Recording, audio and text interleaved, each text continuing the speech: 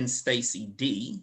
Stacy D is on vacation, probably on a beach somewhere, drinking a virgin Mai Tai, which is a waste of calories, Stacy D. I know she's gonna be watching the show. Go ahead, have a shot, it won't hurt you. But I am JP Craddock. Today we have a guest co-host who is Carol Hunter, Carol Grant Hunter.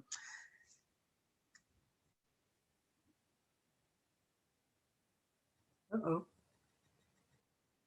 Okay, Carol Hunter is an LCSW, licensed clinical social worker and therapist. She is a proud graduate of Lincoln University in Jefferson City, Missouri, where she received both her undergraduate and graduate degrees. Carol has worked in social services throughout her entire career. Since becoming licensed in Missouri, she has concentrated on working with at-risk youth for over 35 years in residential, group home, and foster home settings to assess and assist with and promote reunification of children with their biological or adoptive families. Carol has been in private practice for 25 of those 35 years. She is currently semi-retired. That's a dream. Because you won't let me stay retired. No, I'm talking about, I can't imagine even being semi-retired. I'm gonna like drop dead in the middle of a radio show with Stacy D and Mr. Walker. Okay. Just send me the notification. I can only dream about retirement. Okay, Carol is semi-retired and focusing on renewed study of Black history, which was her undergrad major at Lincoln University, and the impact of that history on the current issues that continue to impact Blacks in America. Carol, welcome to the show. Thank you so much for having me. I'm thrilled. Thank you for being willing to sit in and co-host with me today. It is an absolute pleasure to have you. Carol, I don't know if I ever told you this, but when I graduated with my undergrad degree in 1992 from K-State, my first job out of undergrad was at Crittenton. Right. Crittenton, for those of you listeners who are not in this area, Crittenton is a children and adolescent treatment center.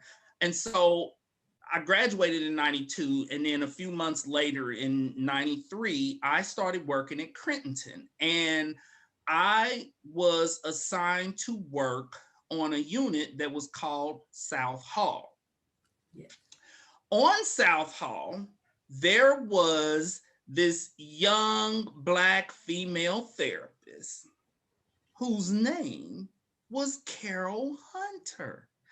Okay, now I was just a little peon, a youth care worker. These fools was paying me like $8 an hour with my bachelor's degree. And Mr. Walker, Carol, Mr. Walker, you can see Mr. Walker. The audience cannot see Mr. Walker. Mr. Walker's granddaughter just graduated with her bachelor's degree, and she's going to be entering mental health. Mr. Walker, please tell your granddaughter, do not work for anybody for $8 an hour, okay? Because that ain't right. These fools took advantage of me. Anyway, so I was a young youth care worker on South Hall, and Carol, you were the therapist on that unit. It was the largest unit in the hospital, and you were running that unit. You were the first therapist that I ever worked with in mental health. You were the first African-American therapist that I had ever met. And of course, the first African-American female therapist that I had ever met and worked with. And it wasn't until I started that job, because I had majored in pre-law and psychology in undergrad. And I noticed at Crittenton, all the therapists were LCSWs and LSCSWs, which for you listeners stands for licensed specialist clinical social workers. And I didn't even know what these credentials meant. I did not know that a person could practice therapy with a degree in licensure in clinical social work. So that was enlightening. I was like, what are all these letters behind people's name? And 90% of the therapists were licensed specialist clinical social workers and licensed clinical social workers, and you were among them. Of course, since then, I have learned that therapists can be licensed in clinical social work, clinical counseling, clinical marriage and family therapy. So there's all these other approaches to becoming a therapist besides just psychology. But anyway, I didn't know because I've been knowing Carol for a long time, you all, like, because I've been a therapist for 22 years, but I didn't know if I had ever told you that you were the first therapist that I ever worked with. And what I learned from that was you did not elevate yourself above those of us who were youth care workers. And I appreciated and respected that. You spent a lot of time on the unit. So you knew your kids on that unit, you knew the staff, which put you in a position to better manage how the staff would interact with the kids during emotional meltdowns and explosions. And so later, when I was in graduate school, at Crittenton, I did my practicum at Crittenton, and I got in trouble. My supervisor said that I was too sociable with the youth care workers, and that I was failing to remember the hierarchy. Because in mental health, if you are a therapist, everyone who is not a therapist who is under you is unofficially, you're in a supervisory position over them. And I was spending too much time on the unit with the youth care workers. I was too familiar with them. And she wanted me to remember that I was a therapist, even though I was an intern, and that I was not a youth care worker. Well, technically, I was still a youth care worker because I was still working for these fools for the $8 an hour. When I wasn't doing my internship as a therapist, I was at the group home, Carrier House, working as a youth care worker. So I struggled with elevating myself above those who were spending 8 hours a day with the kids. How could I elevate myself above them? They were spending more time with the kids than me. If I would have just came on the unit, grabbed a kid for an hour, had a session, and dropped them back off. And so you modeled that for me in residential treatment, and I want to thank you for that. You're most welcome. I didn't know I was modeling anything for you back there in those days. But yeah, that was my approach. And there was another therapist that worked on that unit, or the unit next door. And we both did that because at that point in time at Crittenden, they had some of the worst of the worst. And to be able to understand those kids and to work with them, you had to see the dynamics of them interacting with each other. Because when you took them down to your office and talked to them, and you didn't know what was going on in the unit, you hadn't talked to the youth care workers other than to say, well, what kind of day had they had, or what kind of week had they had. You really didn't get a feel for what was going on. So you were just being smoked. That's what I call it. And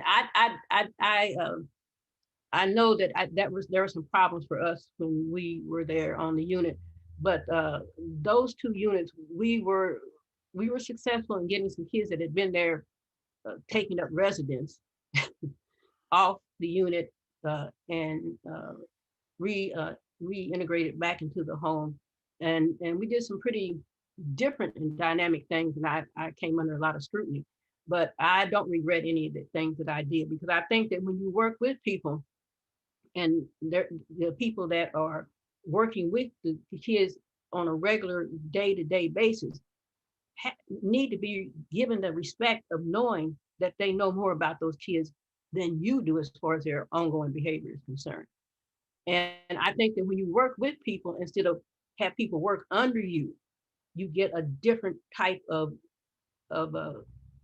symmetry going on. And I think that people respect that, and they will cooperate with you when you come up there and just read them the riot act, do this, do this, do this, and go back down into your office and hibernate. So yeah, those were wonderful days at Crittenden, and I think we all learned something from that experience. And hopefully, in the midst of all that, we helped some children out and some families out. Yeah. I loved working at Crittenton. I stayed there for 4 years. Like I made it all the way up to $10.30 an hour messing around at Crittenton. Okay. I enjoyed that work though. It was wonderful, but you were working on the largest unit and it was intense. I'm talking kids having meltdowns and explosions on a daily basis. Like on a daily basis, we were doing restraints. And so it was just wonderful to see, an African-American female in a position of being the clinical lead on a unit. You did an incredible job at that. So once again, I thank you for being willing to come on the show and co-host. What we have coming up on the show, because, we allow our guest co-host to pick the question of the day. So the question of the day coming up on the show is, do Black Americans suffer from multi-generational depression? And what are the roots of that depression? And so, Carol, I am excited about having that discussion, answering that question. Before we get to that, let's do a little bit of mental health and illness in the news. And Carol, I don't know, you let me know if you heard about this story, but there is a tennis player by the name of Naomi Osaka. And Naomi Osaka was playing in the French Open, and she ended up having to bow out of, the tournament. And what she cited, she had requested to skip the post-match interviews, and they denied her request. And the reason for her request is she said that she had been suffering. This is a young tennis player. She has been struggling with some depression, quote unquote, since winning her US Open title. I think she won the US Open in like 2018. And so she's young. She has won 3 titles, major titles, in the past 2 or 3 years. And so she was saying that since winning that first one, she has been struggling with some depression. Now, last week on the show, for those of you who caught that, we covered major depressive disorder. We covered depression. And so some of you may be thinking, oh, okay, so she's struggling with depression, and you guys covered the diagnosis of depression and all of the symptoms. Here's something interesting to note. Although she is citing depression, because she's saying that the depression had an onset of after she won her US Open title, that is actually not the depression that we were diagnosing on the show last week.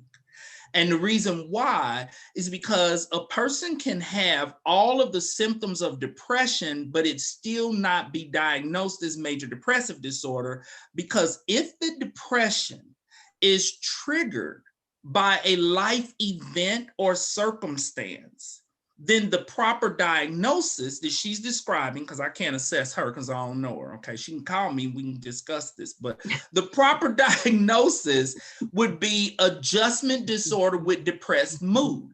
It's all the symptoms of depression, but it is connected to a life event.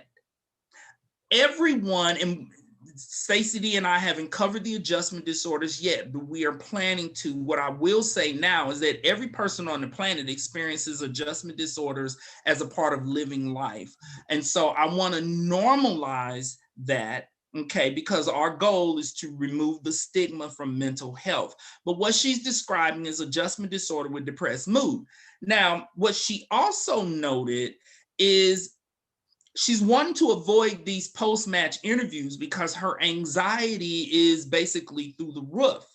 And she described herself as always being a little introverted.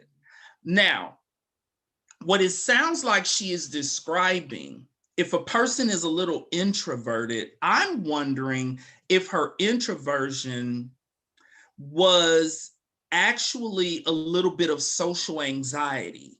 And if it has been exacerbated by her being young and suddenly in the spotlight because she's experiencing a lot of rapid success as a professional tennis player. And depression and anxiety tend to go hand in hand. They oftentimes accompany each other. They're like two heathen cousins that shouldn't be hanging out with each other because they just get into a bunch of mess. That's depression and anxiety. And so if she was experiencing some adjustment disorder with depressed mood after winning, and a positive life event can still kick a person into one of the adjustment disorders, because it is a lot to adjust to all of a sudden have a lot of success and a lot of notoriety and a lot of attention and focus upon you. That coupled with her being a little introverted and having to do these post-match interviews, because these post-match interviews can get intense. Like Serena Williams herself has stormed off stage in tears at times. And you know, Serena's a tough sister, okay? But these interviews can get a little intense. And so that's my whole mental health and illness in the news piece. Carol, do you have any thoughts on that? Did you hear about the Naomi Osaka story? Yes, I've been following it, and my take on it is that, first of all, she's, like you said, she's young, and we've seen that over the years with athletes who go into the professional realm early on. Sometimes they bow out of school and go of college and go straight from high school to the pros. But there's a lot of media focus on them if they're successful, and the focus is and if they, there's a lot of critiquing, and a lot of that critiquing moves into criticism of every little thing that you do that wasn't quite right. I think that what we need to understand is that nobody is perfect. And I think that these people want perfection. But the other thing that I'm looking at and seeing with this dynamic with Naomi is that this is all about the Benjamins. And I hate to be that way, but you make money off of these post, interviews, and then somebody gets to comment. There's a commentator that comes on and they talk about the post interview, and then there's another person and they talk about the other side of it. And it's like being on display. And in my opinion, for a Black person, that's going back and digging up some old serious wounds, because that being on display and being looked at and checked out and everything you do, well, we've been through that. We've been through the auction block thing. And that, even though you haven't lived through that, these younger children may not understand that dynamic. Something in your makeup as an African American or a person who's lived in the United States and is Black lets you know that kind of mentality is still undercurrent and ongoing. And then when people are making money off of you as part of that process, then that makes you feel like that you're just a commodity. And it would be anxiety creating and depressing to be thought of as a commodity, and that you don't have any personal say over what happens to you. Yeah, I kind of like how you mentioned the auction block, because and all the players are expected to do these post-match interviews. It's always presented as if a part of participating in the tournament is you have to do these interviews, which does kind of put a player in a position of you're here.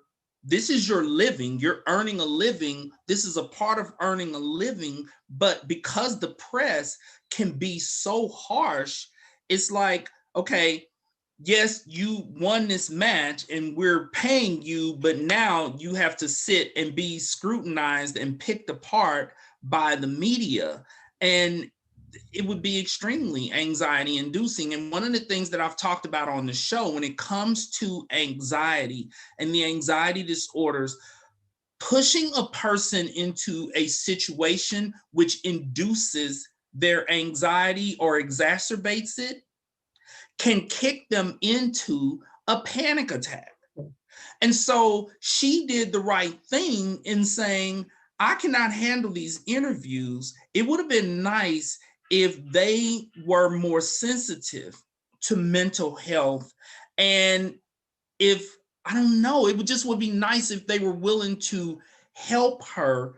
She's not going to get out of doing these interviews for the rest of her career. That's not going to happen. Like, everybody has to do those interviews, but I believe that they need to help a person manage their anxiety. And something that one of the legendary tennis players had stated is that they need to do something about the press. Like, the questions need to be focused on the match and how the gameplay went, as opposed to digging into a person's personal life and asking questions that has nothing to do with the match. It's a post-match interview. Because when they start asking Serena questions, basically insinuating that she's old and like she may be old and she's not going to win another major to match this world record that she is one major away from. Of course it was upsetting to her. Just ask these people about the match. Quit getting all deep into trying to get into their psyche for ratings and causing anxiety. I don't blame her for saying, I ain't gonna be able to do it. She said, I ain't gonna be able to do it. I agree. And I think that when I mentioned auction block, that the reason I said that is we realized that as African Americans, when we were brought over here to the United States after we had been through the breaking in process in the Caribbean, that we were put on auction, and they checked every orifice in your body, your teeth, your ears, your nose, and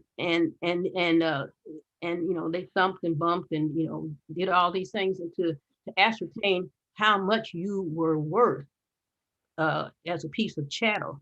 And so when you start feeling that what you're doing is all about the money and making money for these people, and these people are making money off of your efforts and off of all the time and sweat and tears that you put into becoming the best that you can be at your profession, it does, to me, create that sense of, okay, we're back here on the auction block, and we got to prove ourselves to be worthy of getting this money that you're giving us, because you've got to make more money than we make, or it's not a fair game. Well, I don't know. I pray for her health and her wellness.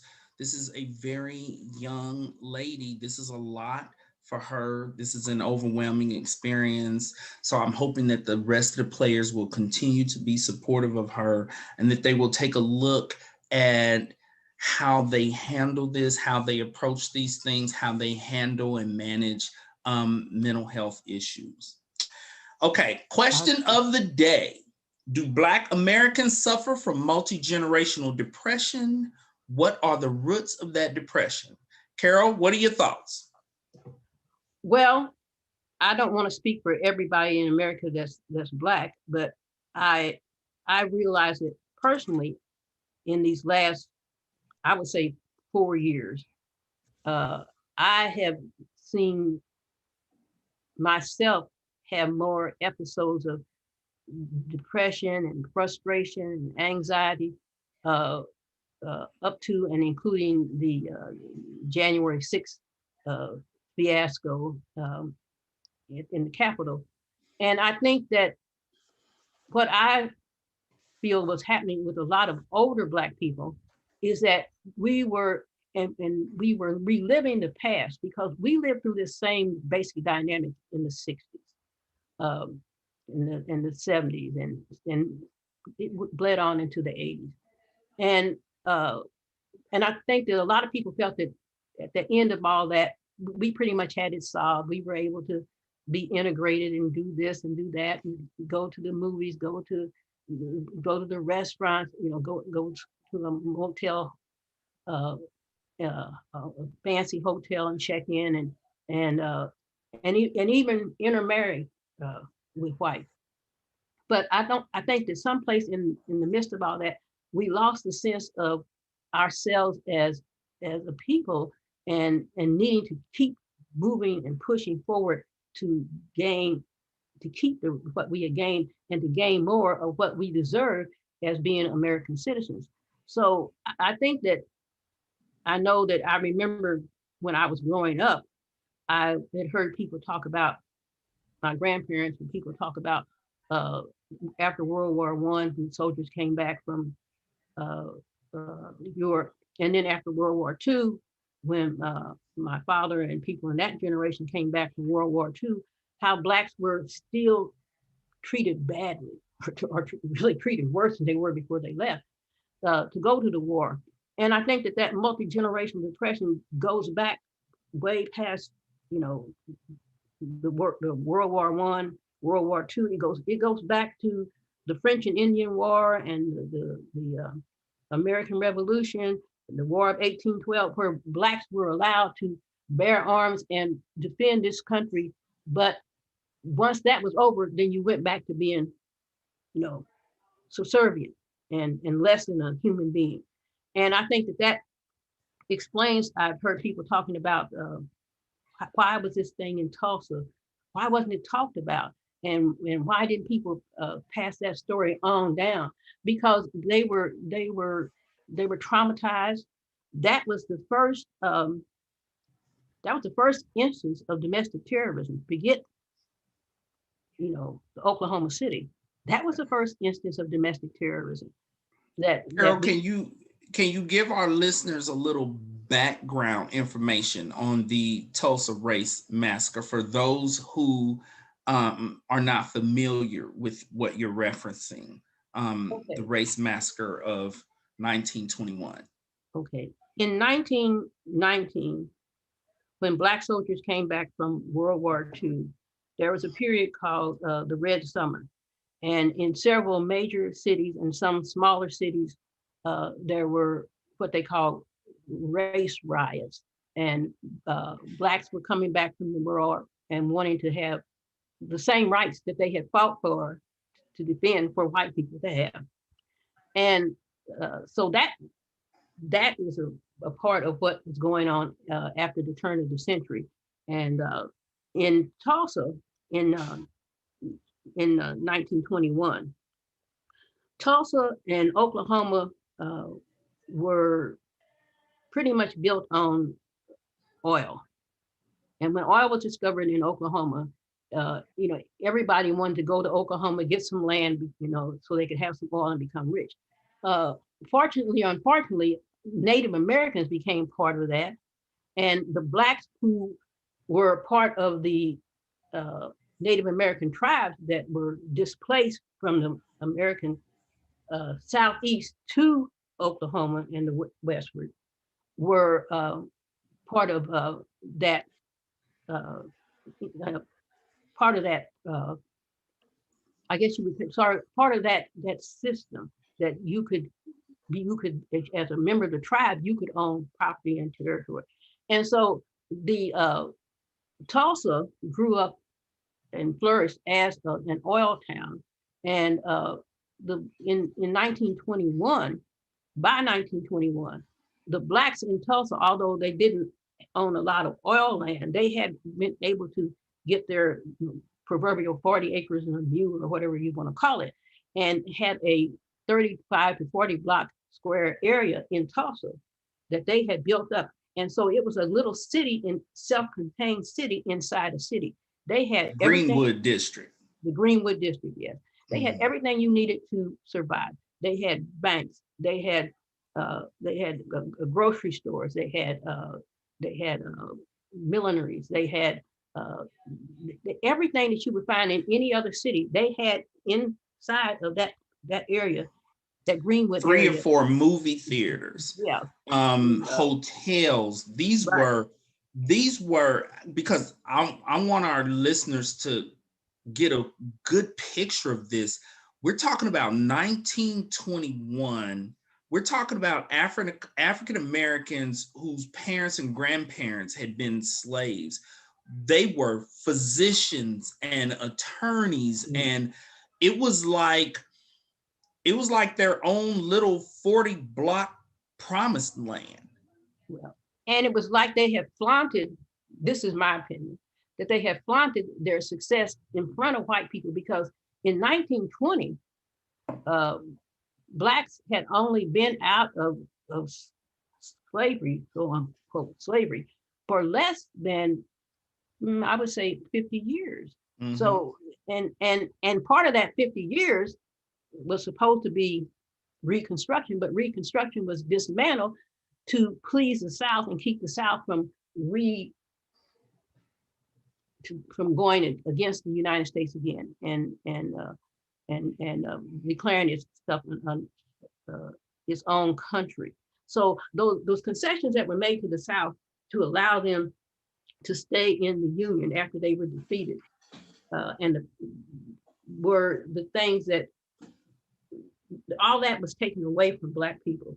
Everything that they were promised as far as in Reconstruction and being free and being able to have their be self-sufficient and their own people was taken away from them. So most Black people ended up working on the plantation that they had been on, or being sharecroppers to people that they had in the area where they worked. But in Tulsa, somehow these people had managed to move past that and to have the wealth of land and to become educated and to have a lot of trades and skills that they had learned or practiced during slavery, to use those skills to support themselves and sustain themselves as a community inside a community.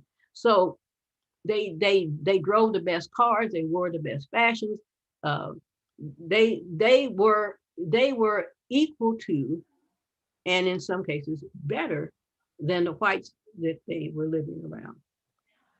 So yeah, it was called Black Wall Street. That was like the name for this Greenwood section, all Black section of Tulsa. Like, that's how affluent it was, it's amazing.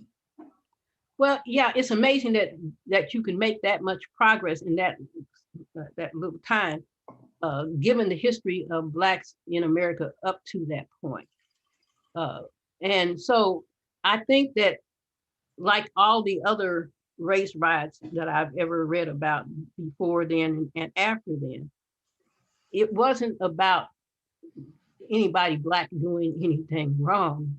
It was like the white community was waiting for an excuse to tear down the success of the Black American. And that excuse came along in Tulsa with, as the story goes, the guy, the young Black man was working at a shoe sign stand. And of course, back in there, they had white restrooms and colored restrooms. Well, where he worked, there was no colored restroom. So his boss had made a deal with the manager of the hotel for him to be able to go to the hotel and use the colored restroom. And that's how it was a block away, mind you. Right. And that's how he got on the elevator and had whatever this encounter was with this young white woman that got blown out of proportion and turned into this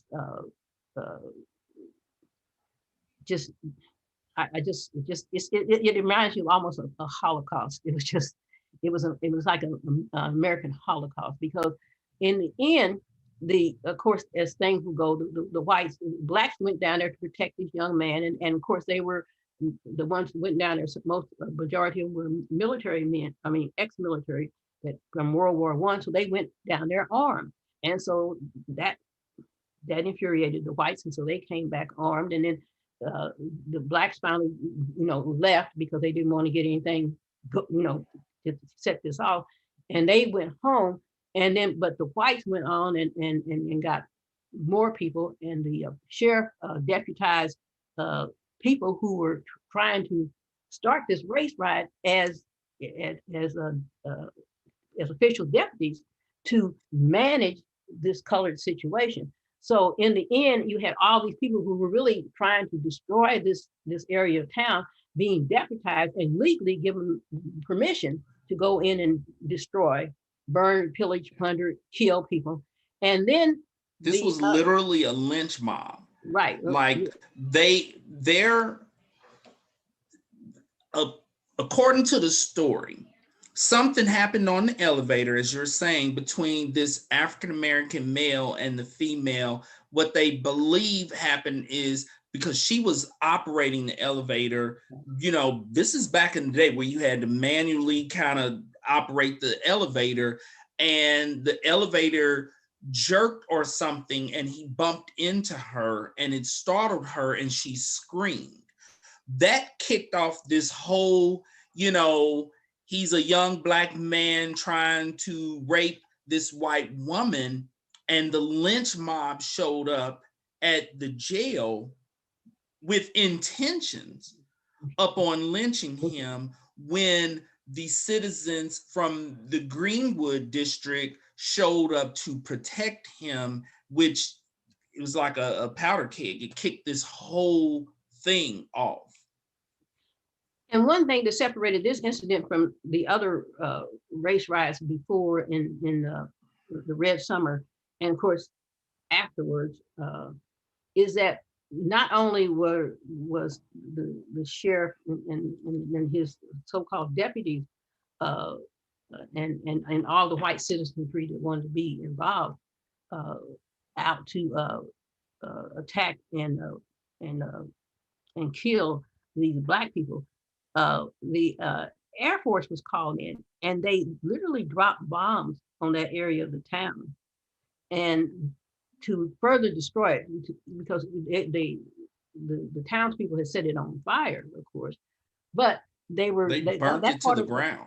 Yeah, that part of the Tulsa was bombed, and so what wasn't destroyed by the fire was destroyed by the bombs. And then people that were killed, black people that were killed, some of them were just left to rot in the streets. Some of them were buried in mass graves. The ones that were alive were interred like the Japanese were during World War II in camps. And when they finally were allowed to go back to that area of Greenwood, they could only go back if they had the vouching of a white citizen that they were going to, stay in their place, stay in their lane, be good Negroes. And so at the end of the whole thing, the other problem was because it was proposed as a race riot where the blacks initiated this whole thing. Which was what was alleged. Yes. Yeah, the insurance company used that as an excuse to bow out of paying the insurance on the black property that was destroyed. So the black people not only lost the property that they had, their homes and all their clothing and all their belongings, but those that had insurance on that on their property weren't able to collect on that insurance, because when you flipped the script and said that they were the ones that were responsible for the riot, then the insurance company backed out and kept their money. And laws were passed that made it impossible for them to rebuild. Right. And so all of these businesses, the movie theaters, the hotels, the banks, all of these businesses that had been burnt to the ground could not be rebuilt simply by stating, well, you all started this riot, when their intention in showing up at the police station was to prevent the lynching of this young man. Right. And so when we think about our question, do Black Americans suffer from multi-generational depression? June 1st was the 100-year anniversary of the Tulsa Race Massacre. And in watching some of the coverage that has been on, you guys can catch the coverage of this on the History Channel. It's been all over the news. It's on CNN. President Biden showed up and spoke to 3 remaining survivors of the Tulsa Race Massacre. But one of the things that I noticed in the interviews is that the descendants of those people who lost their homes and their businesses and their lives, and when we talk about the loss of life, because a lot of these African Americans were thrown in mass graves, a lot of those who survived have no idea what happened to their loved one. They just were no longer there. And so as you watch these current interviews, that's where you can see the multi-generational depression stemming from the lack of justice. Justice has never been served in this situation.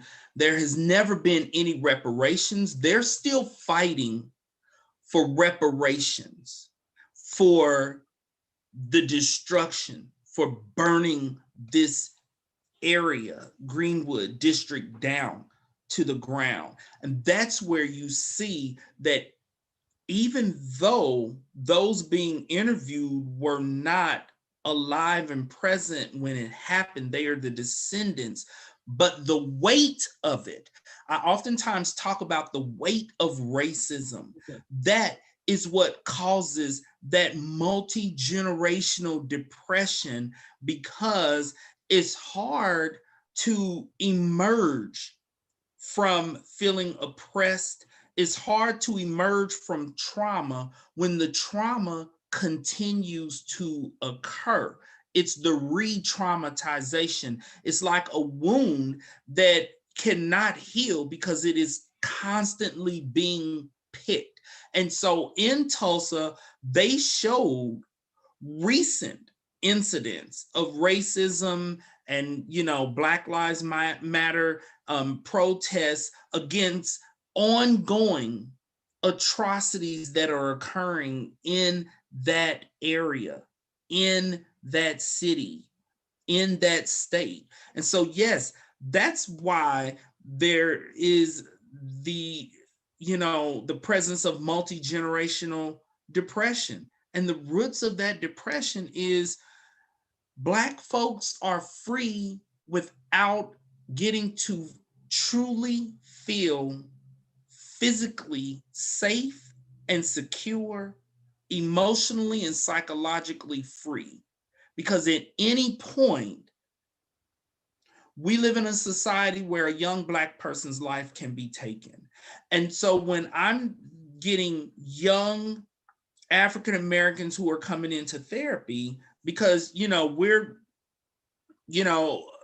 dealing with young people who were under the impression, a lot of them, that things were better because we had 8 years under Obama, and it left some people feeling like the state of race relations in America was better, when in actuality, it wasn't.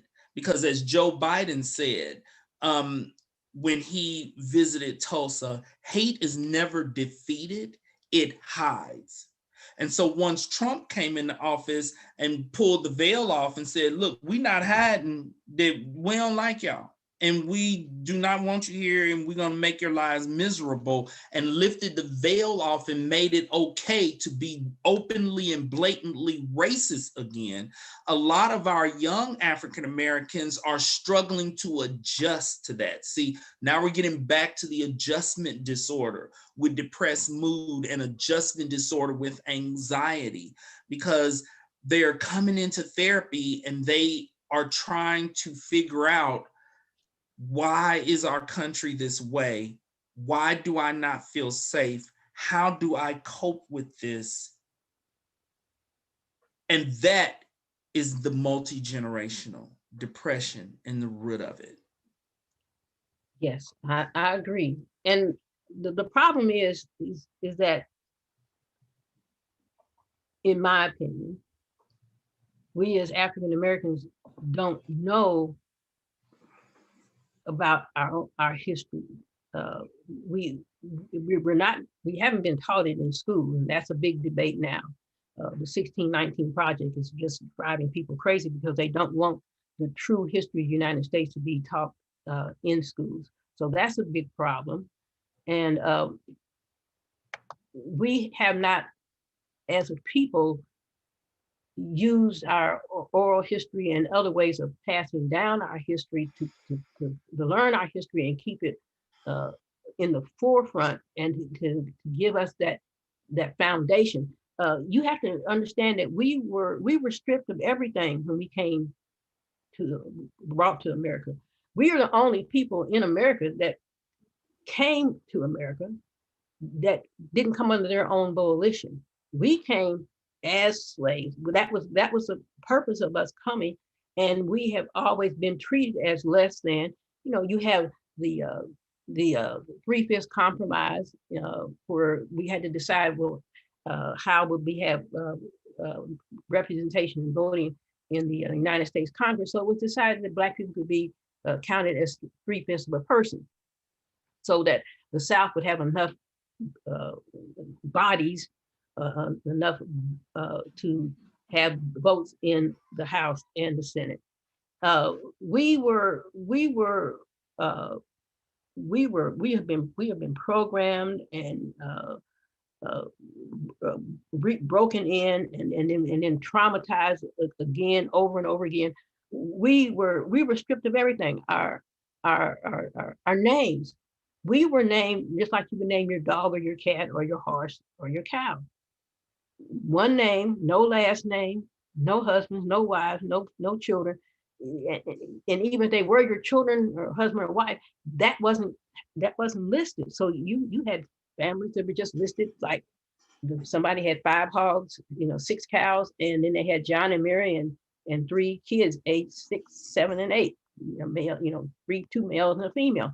So what happens when you're stripped of everything and you're deprived and you're told that you are less than a person, and you are treated like that because it assumes the white man, knowing that he has done something that is egregious to you, and that in the best world that would not be tolerated in any way. So he makes an excuse to say this is why this is okay. And so you have the slave code. You have even this morning I watched something about the origins and the reason for the Second Amendment, bearing arms, and that was all about keeping Black folks from being able to become sufficiently armed so that they could revolt, especially after given the problems later on in the Haitian Revolution. White people were very much afraid that Black people being armed would be able to eventually get together in the South, where Blacks outnumbered whites most of the time in the plantations, and just take over. So you had a lot of things going on here, but you're stripped of your history, your culture, your connection with your homeland. You're told that you're culturally deprived, and you're holistically abused in every way, shape, form, and fashion, mentally, physically, spiritually and sexually, you're abused. And then spirituality is used to keep you in check and to make you feel that you are less than, because that is what God has ordained, as you are the sons of descendants of the sons of Ham. So this, everything in America has been used against Black people to justify our being treated as, I don't even know if you could call it second class citizens. I think sometimes it's not even that high on the scale. Well, as you said before, not even as second class citizens, but that mentality of African Americans being property,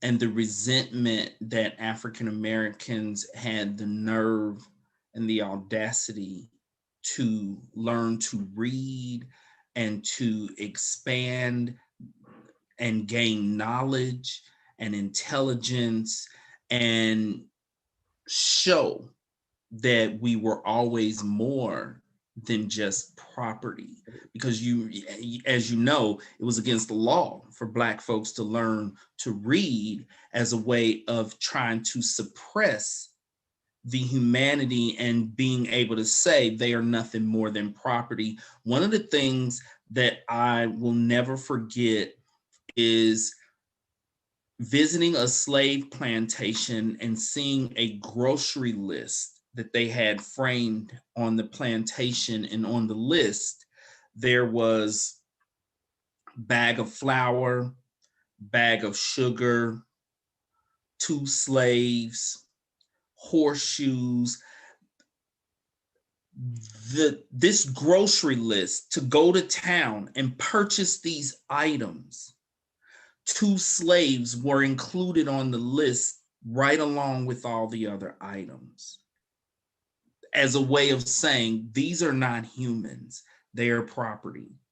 But deep down inside, those slaveholders always knew that their African slaves were intelligent and capable of moving forward and learning and becoming educated and succeeding.